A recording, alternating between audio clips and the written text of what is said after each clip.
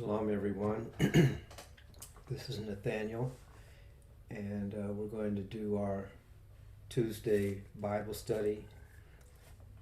We missed a week, so we're going to be trying to make up for a little bit of lost time. And we're still in the book of Ezekiel. We're going to be looking this evening at Ezekiel chapter 33. We're going to start there. The focus of this evening's study is to review what Ezekiel's charge was, which is why we're starting in 33. But we're going to be spending most of our time looking at the individuals and groups in chapters 34 and 35. All of this is in anticipation of when we get into Ezekiel chapter 37, which is where we're going to be spending a significant amount of time. So let me go ahead and we'll get started by sharing my screen. Okay, so when we first began the Ezekiel study, if you were to look at Ezekiel, the first, second, and third chapters, the prophet was given a vision of the Most High. He was given the vision of those living creatures, but he was also given his charge, and that was found in Ezekiel chapter 3. So when we start in Ezekiel chapter 33, he gets his charge from the Most High one more time. And it says, starting at verse 1, again, the word of Yahuwah came unto me, saying, Son of man, speak to the children of your people, and say unto them, when I bring the sword upon a land, if the people of the land take a man of their coasts, and set him for their watchman, and when he sees the sword come upon the land, he blows the trumpet and warns the people, then whoever hears the sound of the trumpet and does not take warning, if the sword come and take him away, his blood shall be upon his own head. He heard the sound of the trumpet and took not warning. His blood should be upon his own head, but if the watchman sees the sword come and does not blow the trumpet, and the people be not warned, if the sword come and take any person from among them, he is taken away in his iniquity, but his blood will I require at the watchman's hand. So you, son of man, I have set you a watchman unto the house of Israel. Therefore you shall hear the word of my mouth, and warn them from me. When I say unto the wicked, O wicked man, you shall surely die, if you do not speak to warn the wicked from his way, that wicked man shall die in his iniquity, but his blood will I require at your hand. Nevertheless, if you warn the wicked of his way, to turn from it, if he do not turn from his way, he shall die in his iniquity, but you have delivered your soul. That is almost verbatim what Ezekiel was told in Ezekiel chapter 3 when he was first given his commission. So as we move through the lesson this evening, we're going to be looking at the that idea. So what we just read, that chapter again retells, chapter 33 retells the word that was given to Ezekiel in chapter 3. And in essence says that the Most High's dealings are just. He does prophesy about, what he's being told is to tell his people what's going to happen to them. And what was going to happen to them was that Jerusalem was going to be destroyed because of the sin of the people. And he's also given the remnant and what the remnant is supposed to be understanding as they are in captivity. Some of the people were not completely destroyed. Some of them were actually taken captivity. So that's what. That's why we're starting in Ezekiel chapter 33. Now, this becomes important to us because of the fact that we are living in similar times. So I want to cover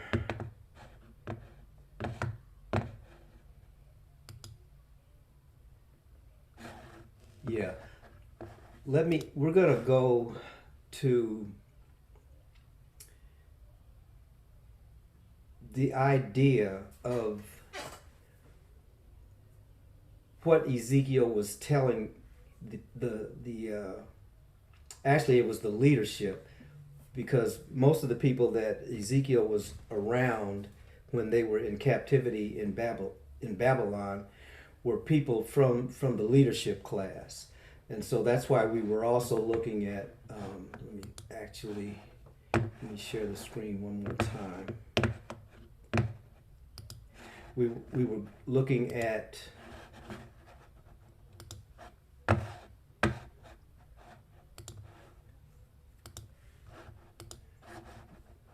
this prophecy against the leaders in chapter 34. Now, we're not going to read chapter 34, but in essence, what chapter 34 says is that the leaders are going to be held accountable for their misusing their position of leadership. And so this is actually in response to the commandment or the charge that Ezekiel was given. Ezekiel was from the priestly class. He was from the priestly line. And it was the priestly line that the Most High used to give his will to his people and to administer what the Most High's will for the people was. They were not only to work in the temple and sacrifice for sins, but they were actually the keepers of the oracles of the Most High. And it was those people that everyone in the community of Israel, everyone in the nation of Israel looked to for their leadership. And so by the time we get to Ezekiel's charge and the fact that Jerusalem is now being destroyed, part of the reason it's being destroyed is because of the leaders. So that's what we're going to spend a little bit of time talking about as well. And that's where chapter 34 comes in, because he prophesies specifically against the leaders, as he's told. And what the leaders are told is, you have been feeding yourselves off of the Most High's flock, but you haven't been feeding the flock. And therefore the people that you have been given charge over have been scattered on the earth because of the fact that the shepherds were ungodly. And I'm looking at this right here. Let me make that a little bit bigger. Okay. And so not only were the people scattered, but the Most High was going to judge the leaders because the people had been scattered, and it was their responsibility to take care of the flock. So the Most High is eventually going to restore the flock, which means that he is going to bring the flock out of all the places that they've been scattered and bring them back to Israel. And those lost he's going to look for those lost and find them. And that's, if you remember in Luke chapter 19 verse 10, it talks about that, how the good shepherd goes and looks for his lost sheep. And then once that happens, then his kingdom, the real kingdom, is going to be established. But all this comes about as Ezekiel is talking to the leaders who have already been brought captive into Babylon, why they're there, and the consequences of what they're there for. And the reason that is important as we go forward in the study, this has all been prophesied before even Ezekiel was born. This is the kind of thing that was going to happen to the nation of Israel, And it was stated in Deuteronomy in several places, but specifically in Deuteronomy chapter 28, which we talked about. And we're not going to spend a lot of time on that, just to remind us that we did talk about what happens when a people who are called by the name of the Most High operate in His will, and what happens to those same people when they operate outside of His will. But even when they're operating outside of His will, the Most High never lets His people do that without a strong witness against their actions. And that's who Ezekiel was. So just like as in Deuteronomy chapter 28, when Moses tells the people, if you do what the Most High tells you to do, then you're going to receive all these blessings. But if you don't do what the Most High tells you to do, then all these curses are going to accrue to you. And the very things that would have been your blessings now will become your curses, even to the point of returning into the house of bondage again. And that's where the chapter ends up. Now, there is a theme that is going throughout the scripture. Ezekiel is, as we go forward in the lesson this evening, he's going to be talking about that theme specifically as it relates to not only God's people, but also those who are not God's people. And so the theme is basically that there are two natures that scriptures describe. There's the nature of the righteous, and there's the nature of the wicked. This begins in Genesis. If you remember, in our study in Genesis, at the 3rd chapter, the woman is said that her seed, the seed of the woman, was going to bruise the head of the seed of the serpent. And so there's these two seeds that can be found throughout Scripture from Genesis to Revelation. We know that the seed of the woman, or let me suggest to you if you didn't consider this, the seed of the woman is actually Jesus. And the seed of the serpent is actually that which is against Jesus, or Satan. But that plays itself out in human terms. So the first time it plays itself out is with Cain and Abel. So Abel was the seed of righteousness. Cain became the seed of the wicked. And then when we look at Isaac, Isaac was the seed of the righteous because the Most High's will was going to be done through him. Ishmael was also a brother. Both of them were Abraham's sons, but Ishmael was not a seed of the promise. So Ishmael finds himself in the category of the seed of the wicked. And so when we get down to Jacob and Esau, it's the same thing. That's in Genesis chapter 25. Jacob becomes the righteous, and Esau becomes the product of wickedness. Jacob's name gets changed to Israel. Esau's name gets changed to Edom. So, and then of course we know about Moses and Pharaoh, David and King Saul, and then finally Yeshua and sorry about that misspelling, and the adversary, which again is Satan. But these two natures are all the way through scriptures. So when we are looking at our study for this evening, the other person that we're looking at besides the other people group that we're looking at besides the children of Israel, and let me just say this too, even though the children of Israel were at this point in time outside of the will of the Most High, and let me go back to this too, because this whole thing about righteousness, it doesn't come from the individuals. It comes from the individuals in their relationship to righteousness. So all of these individuals have been wicked, just like these individuals have been wicked over the course of time, but based on their response to the Most High, then He gives them their righteousness. So when we get to looking at Ezekiel chapter 35, because in Ezekiel chapter 33, the first thing that's mentioned again is, or what is mentioned is what the people who are supposed to be righteous have done with their righteousness, which was to pollute it and allow themselves to be corrupted. And it started with their leaders. So the Most High always starts with the people who are supposed to be called by his name, or actually not supposed to be, who are called by his name. So his people have to be right before other people can get right. So that happens first. But then when we get to the 35th chapter, now he's starting to talk about the enemies of his people who are supposed to be righteous, and Edom comes up again.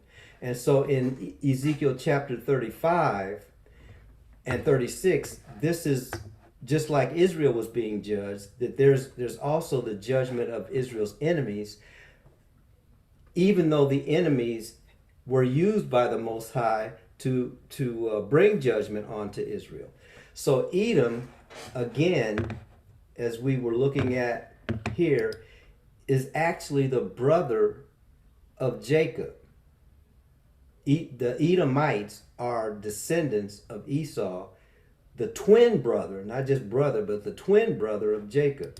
Okay, so it was the twin brother then who, if you were to look at a map, Edom and Israel are fairly closely in proximity, are in fairly close proximity to one another. So Edom also lived in the mountains of Seir, and that's why in Ezekiel chapter 35, Edom is referred to as Mount Seir, and Edom is going to be judged. And the reason that they're going to be judged is because they have this perpetual hatred of Israel. We didn't look at the scripture in Genesis chapter 25 closely.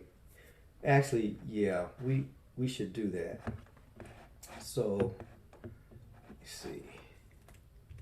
Let me do it this way.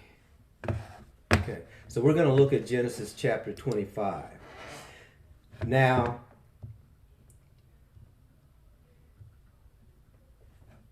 we're going to start at verse 21. It says, and Isaac, let me make this a little bit bigger also. And Isaac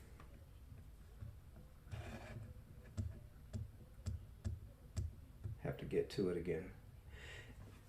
Isaac entreated the Most High for his wife because she was barren. And the Most High was entreated of him, and Rebekah, his wife, conceived. They were having trouble having children. So Isaac asked the Most High to allow his wife to become fruitful. And then in verse 22 it says, and the children struggled together within her. So she had twins in her body. And she said, if it be so, why am I thus? And she went to inquire of Yahuwah. And Yahuwah said to her, and here's what we're looking at, 2 nations are in your womb, and 2 manner of people shall be separated from your bowels.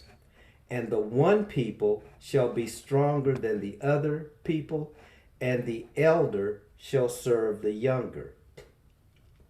So that's what we're looking at when we look at, okay, let me take this back. That's what we're looking at when we're looking at this situation here with Edom and Israel.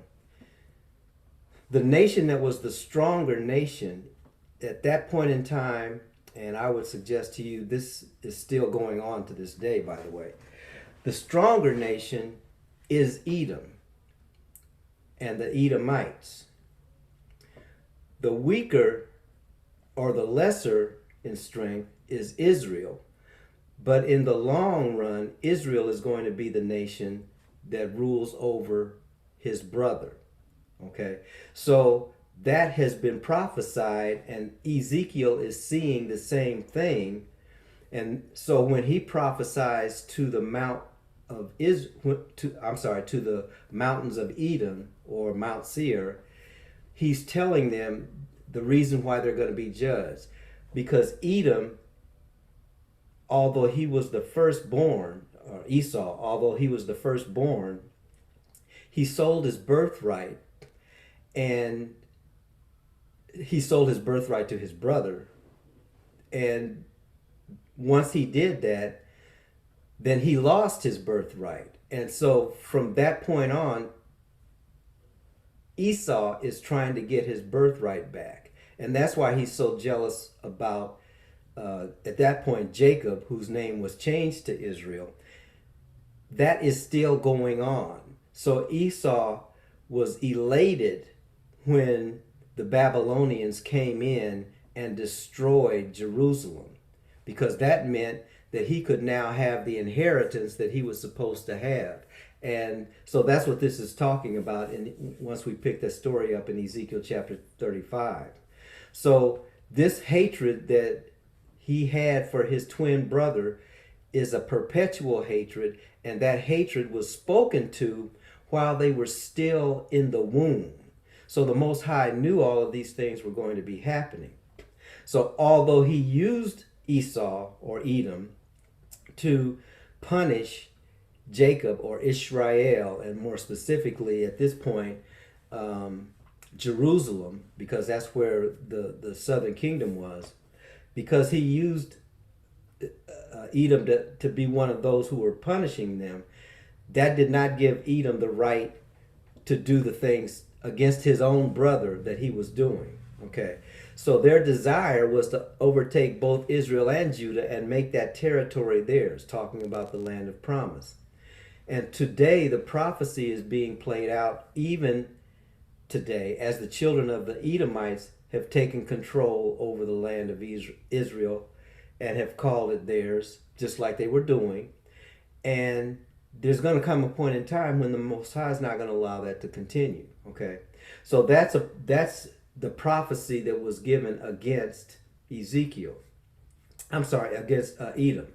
Now Ezekiel also prophesies to Israel that though their enemies have made them desolate and swallowed them up on every side, so that the heathen would possess not only the land but the people as well, and that everyone would despise Israel, it was going to be the Most High that would bring Israel back. And so that's what chapter 36 is talking about. Okay, so once we get to chapter 36 in Ezekiel chapter 36, let me turn to that right quick. Okay.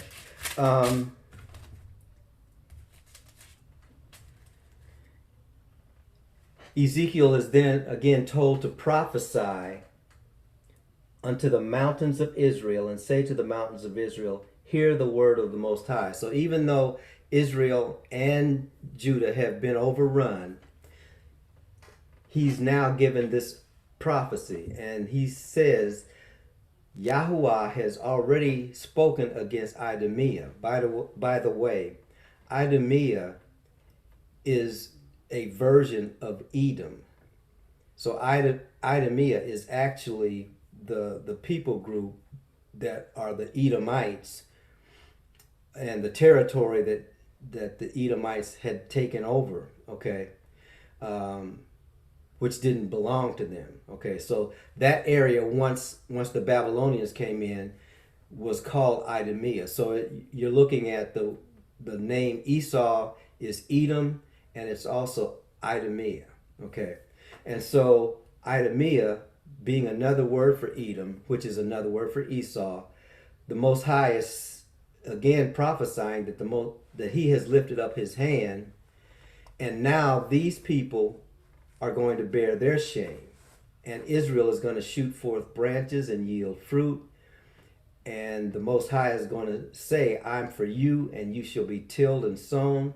You will be brought back to your old estate. So this is in essence a prophecy of how Israel is going to be restored. And he says that these things will all be done not for the sake of Israel, but for the sake of his name. And he's going to sanctify that name that we, talking about the children of Israel, have profaned among the heathen. And so Yahuwah will take the children of Israel out from the heathen and gather us from out of all the countries where we were scattered.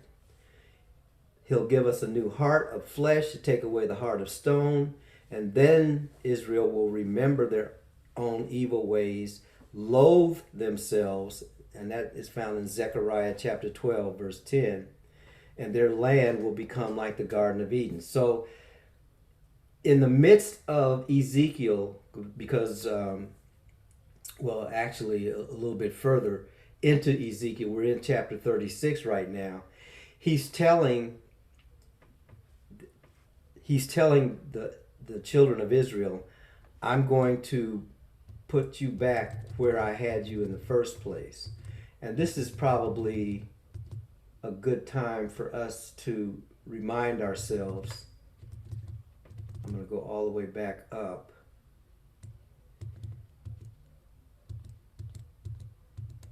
Okay, to this slide here.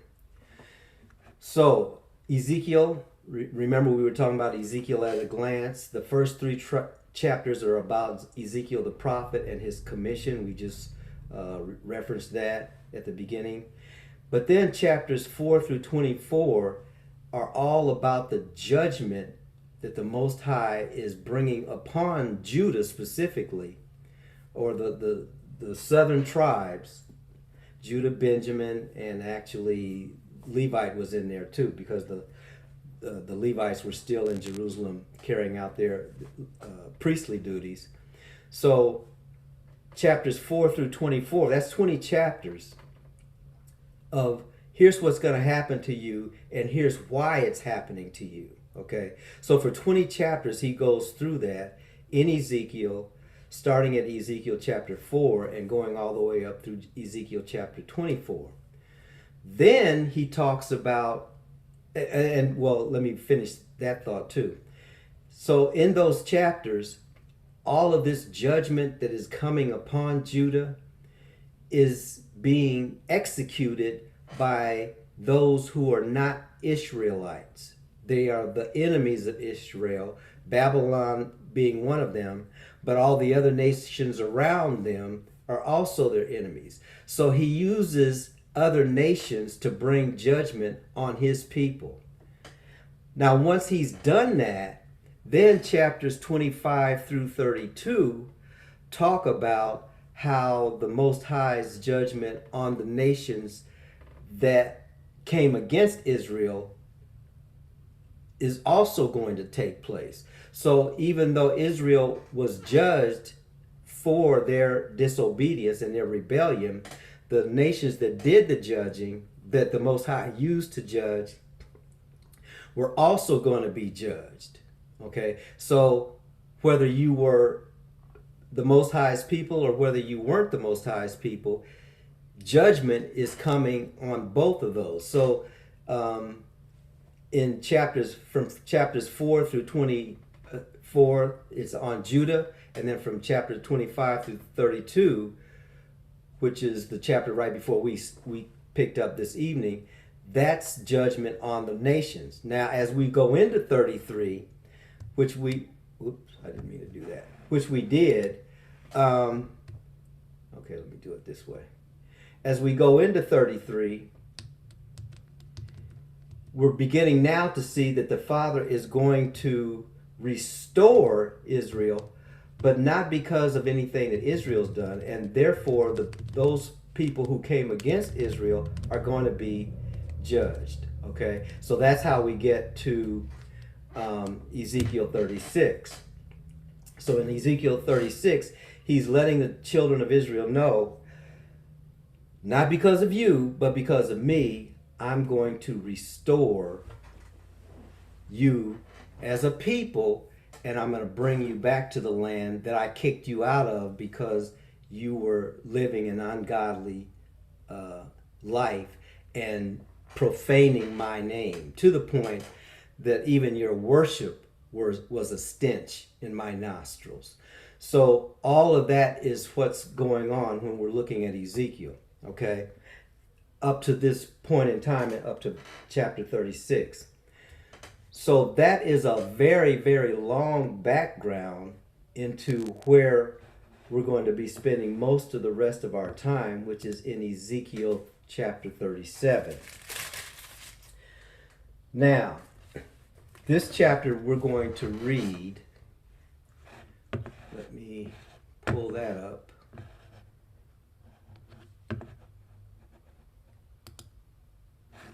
Okay.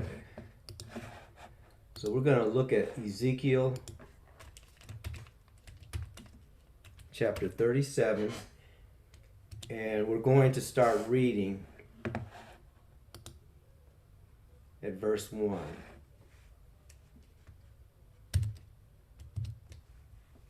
Okay, Ezekiel chapter 37, verse 1.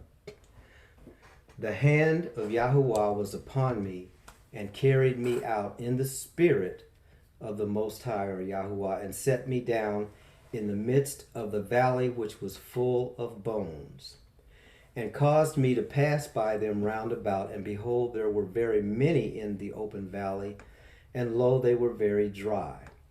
And he said unto me, Son of man, can these bones live?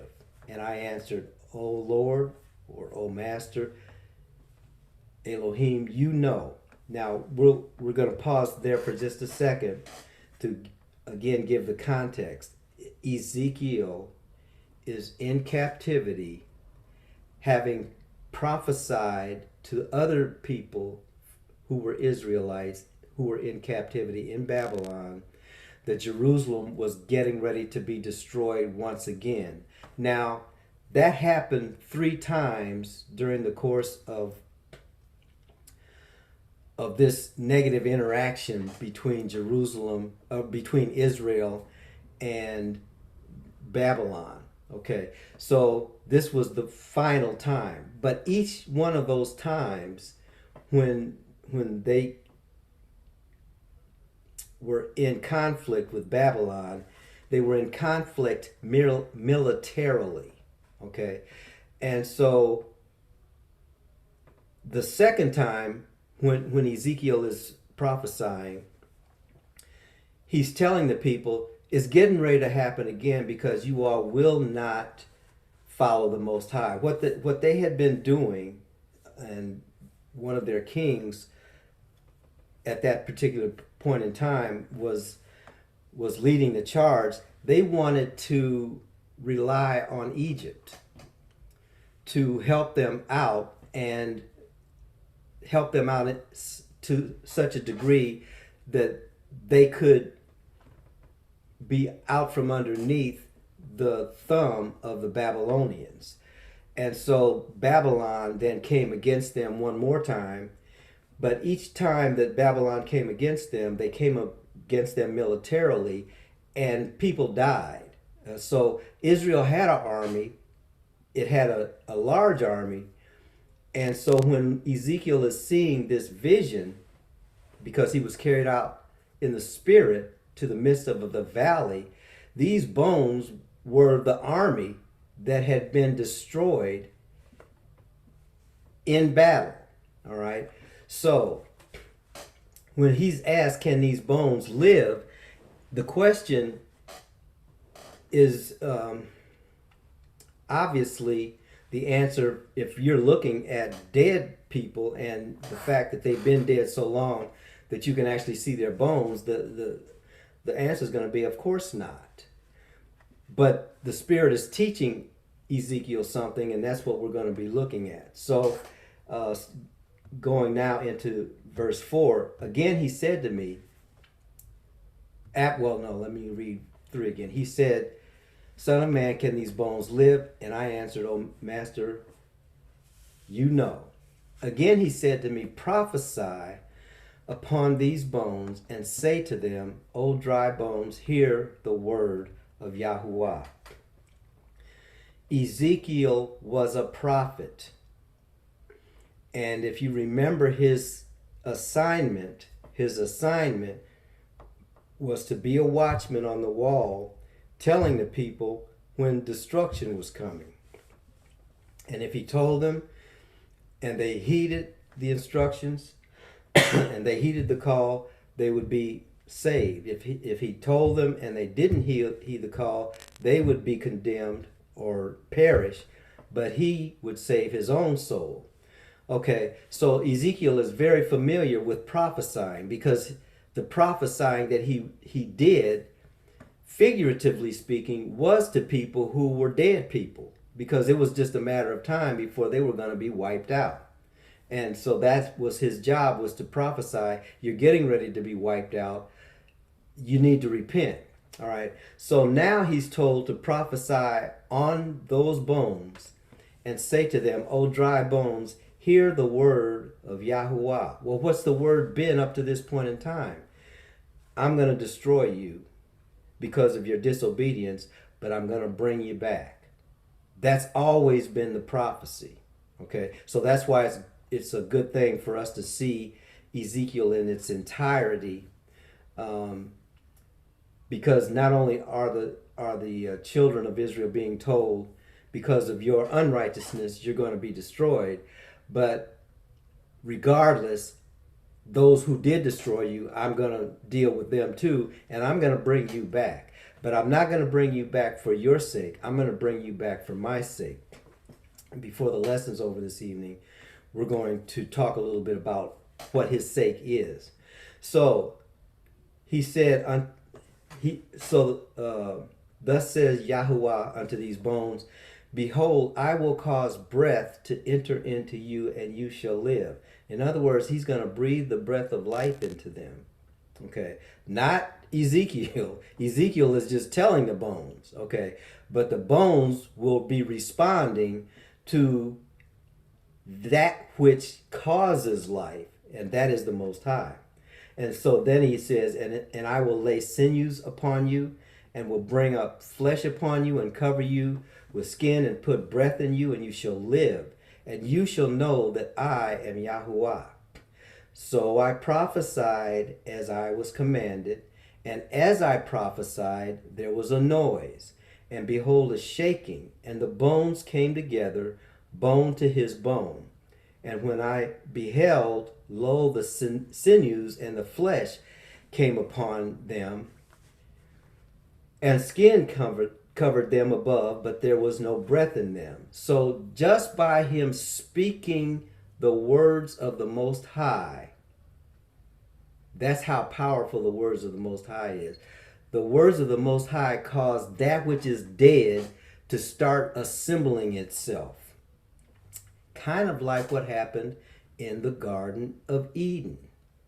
When man was formed or made of the dust of the ground, what were these bones? What was this flesh? What was these sinews? That's nothing but dust. And so he's actually causing the dust to reassemble, okay? Just by saying, hear the word of the Most High. I will cause breath to enter into you, and you shall live. So Ezekiel is not saying, listen to me and you can come back to life. He's saying, bones, dead things, listen to the words of the Most High. The Most High said, I'm going to cause breath to enter in you, and you shall live. So the you that's being entered into is first being reassembled. And now we're going to talk a little bit about why we're even looking at Ezekiel. Because this is the same thing that's going on right now.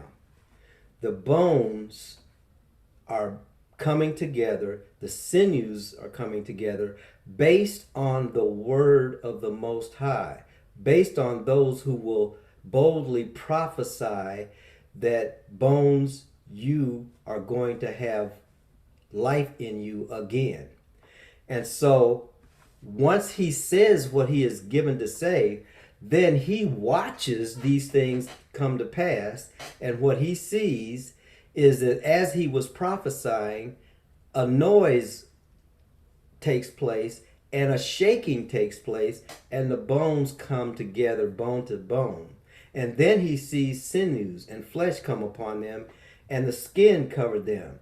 But as the scriptures say, but there was no breath in them.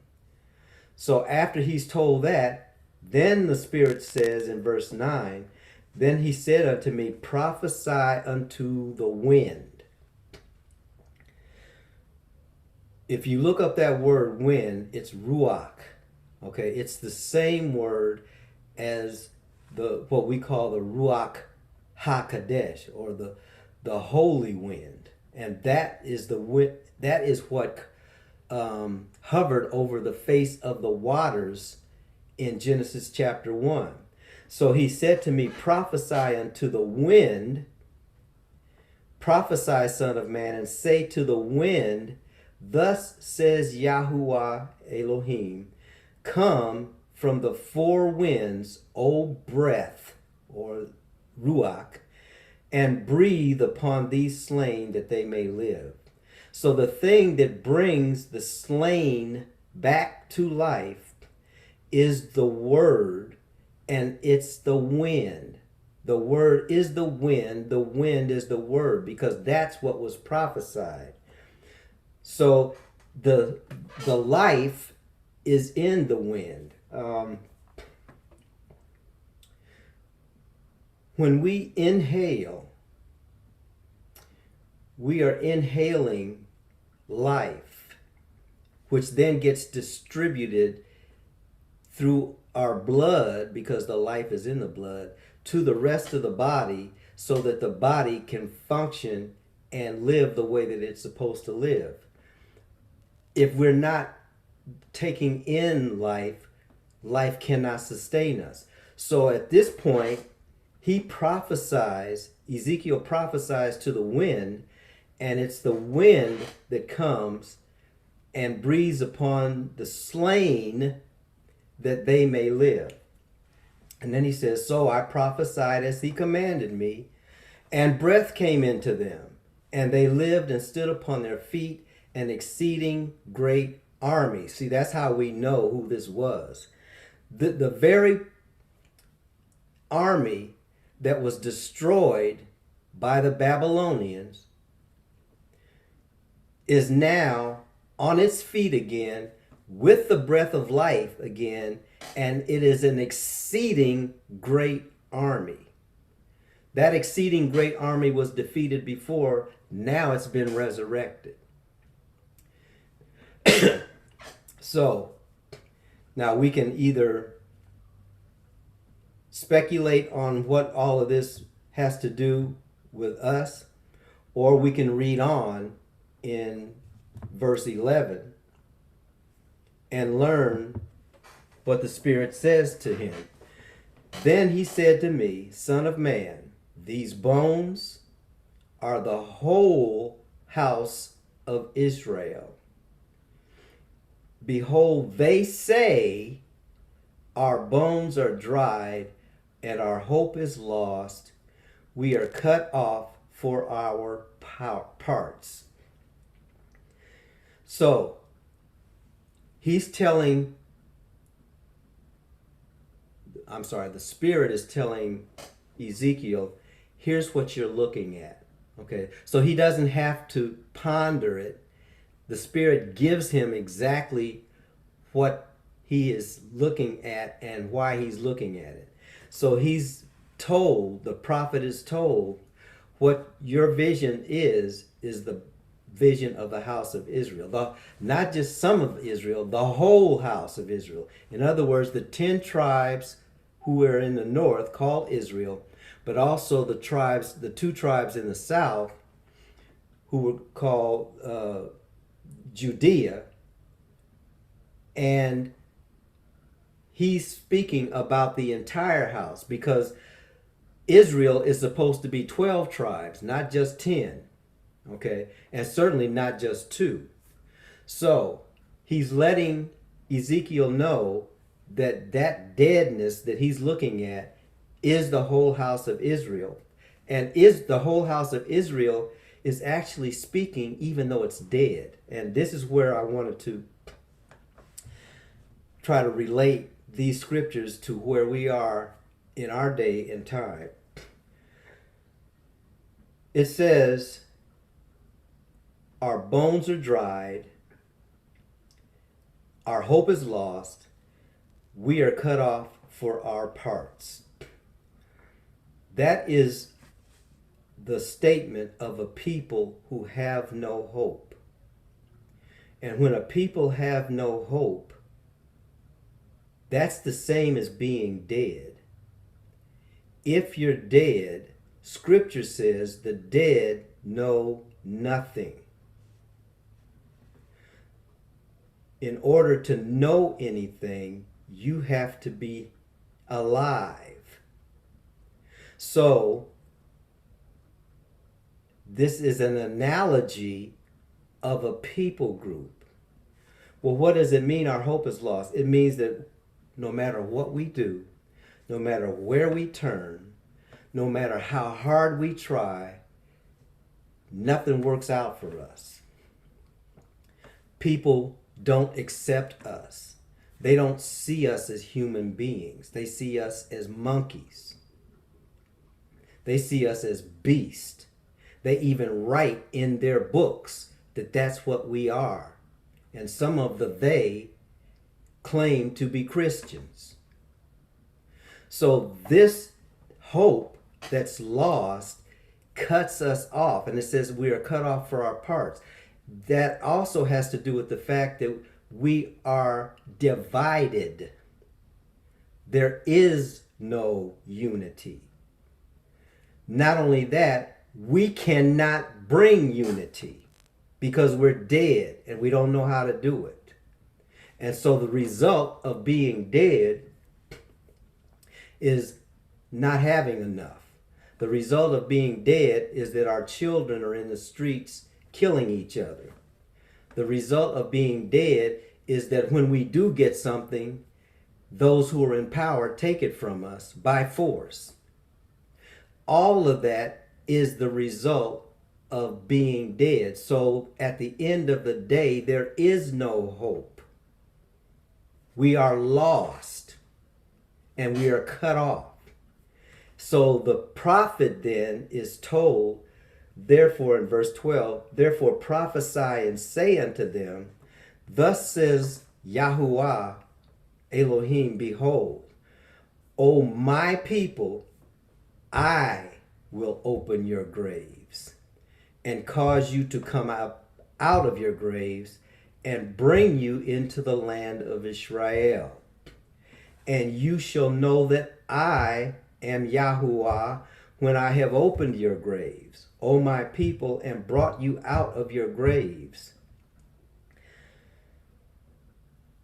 So the Spirit tells us in an analogy, okay, that our state, not only are we dead, but we're all in our graves.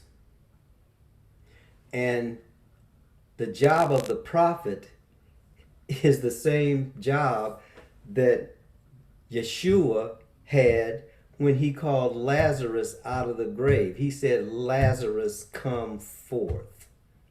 And that's because when he speaks, there's power to raise the dead. And so what the Most High is saying is when I give you these words, I'm giving you the power to raise the dead out of their graves.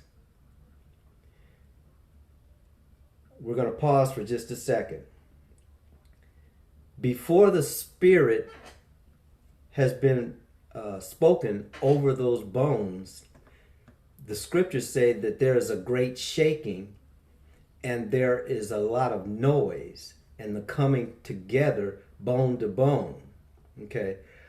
But there's no life in them. I would submit to you that's where we are right now. There's a lot of noise. There's a lot of we woke now conversation. But our actions indicate that we're still dead. Because as woke as we may be, there is no unity. And Therefore, we are still cut off for our parts. So the Spirit has to speak to us. But it was the Spirit speaking, and it is the Spirit speaking, that has gotten us to the point where we are right now. At least we're seeing indications that words of life are being prophesied over us, being spoken over us. And so so the thing that happens is the same thing that happened with Lazarus. When Yeshua called him, Lazarus heard the voice of Yeshua. Now, if Yeshua had just said, "Come forth," everybody that was in the grave would have come out. That's how much power he has. But he spoke specifically to Lazarus. And so therefore it was Lazarus that came forth. And that's what the Most High is telling his people now.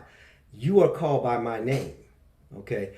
Once you know your name, then when I call you, that's going to raise you up out of your grave.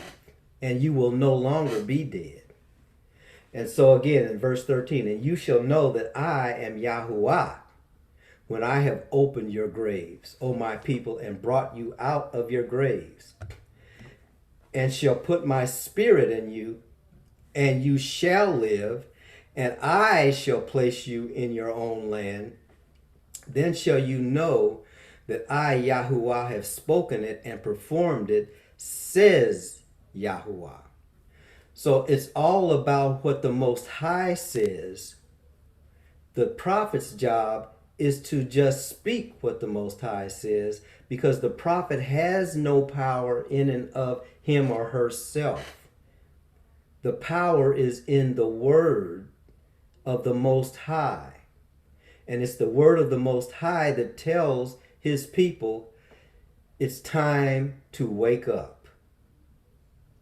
It's time to get up. It's time to be the army that you were created to be. It's time to live and move and have your being, because that is what my will for you is. Ezekiel, and we're going to stop right there for this evening. Ezekiel is in captivity. I have to keep emphasizing that. He's already in the grave, so to speak. Okay? He's in the land of his captivity. And it's in the land of his captivity that the word of the Most High comes and tells him, here's what I want you to tell the other people who are in captivity, and also those who are on their way to be in captivity. They're not right, and they will pay for their disobedience. But there's coming a point in time when I'm going to restore my people. And it's not going to be because of their righteousness. It's going to be so my name will be glorified.